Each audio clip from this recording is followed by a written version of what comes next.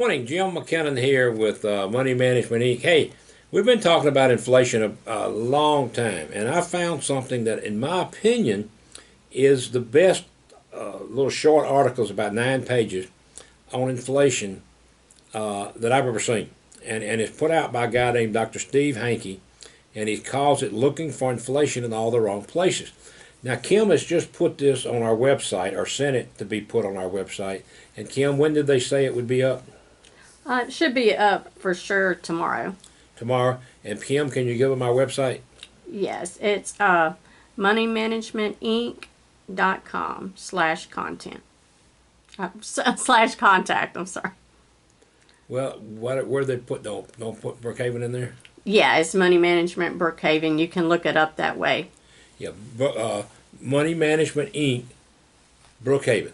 That's all you got to do, isn't it? Right. Okay. And it'll take you to the website when you Take you click to the on website, and you'll see all these things. I'm just going to tell you a little bit about it today, and hopefully kind of wet your whistle to where you might want to read that. It's not big reading. I mean, the pages are very big.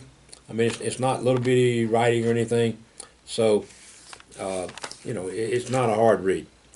So it starts out, Dr. Hanke says, I need you to understand hyperinflation before you can understand inflation. And he says there's been 62 hyperinflations. Hyperinflation is defined as the inflation rate is 50% per month or greater. Did you get that? Per month. That means something that costs $100 this month costs $200 next month. That's pretty strong. Let's look at a few examples to just see how high the inflation rate can go. The world record was Hungary in July of 46. That's the month and year I was born. The daily inflation rate, daily, was 207%. And prices were doubling every 15 hours. So something that cost $100, 15 hours later, half a day later roughly, cost $200. I mean, it gets crazy. So why does hyperinflation occur? They occur because the government is spending money, and for some reason the tax receipts aren't coming in. As a result, you have a huge physical deficit. And he goes on to tell you why the tax receipts might not be coming in. Again, I'm just taking you through part of it.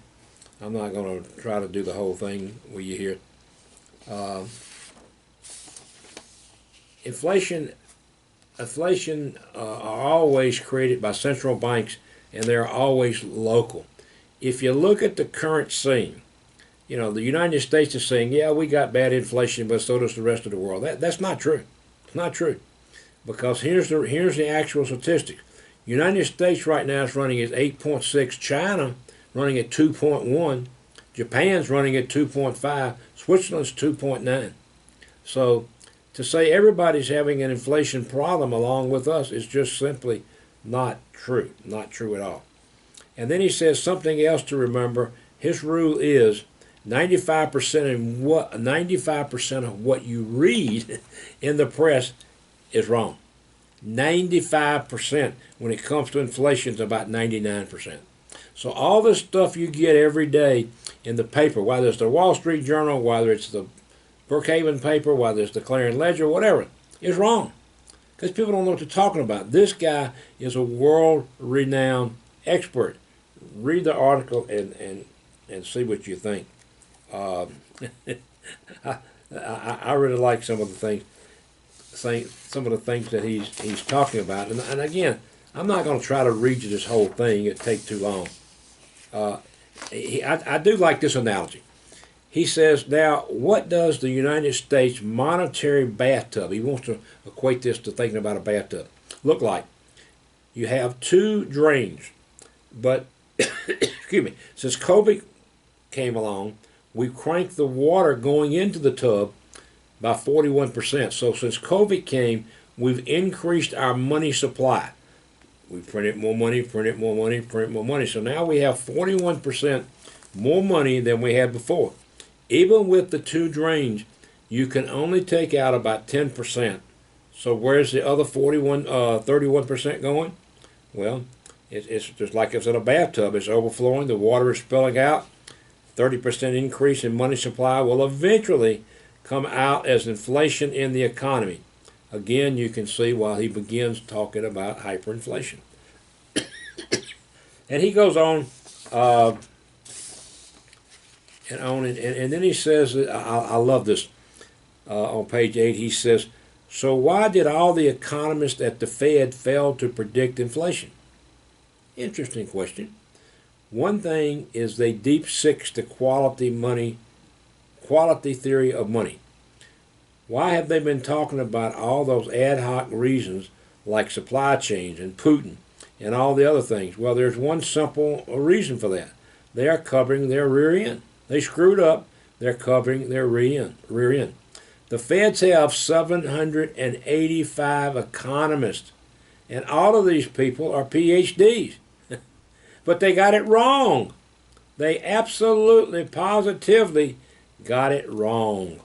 And he points it out and gives you some great reasons. Anyway, you can find this on our website. You're looking at it should have something like that on it, Kim. I guess they're going to put the first page like that, right? Right. So you have that. If it's something that interests you, you want to get the truth about inflation. Remember, 99%, according to this gentleman, and he's a world-renowned expert, 99% of what you read about inflation in the paper is wrong. So if you're listening to the news, you're reading in the paper, it's not the way it is. Read this little simple, it's about 9 pages. It'll take you all of 20, 30 minutes. See what you think. Hey, thanks for watching. This is Jim and Kim. We're gone.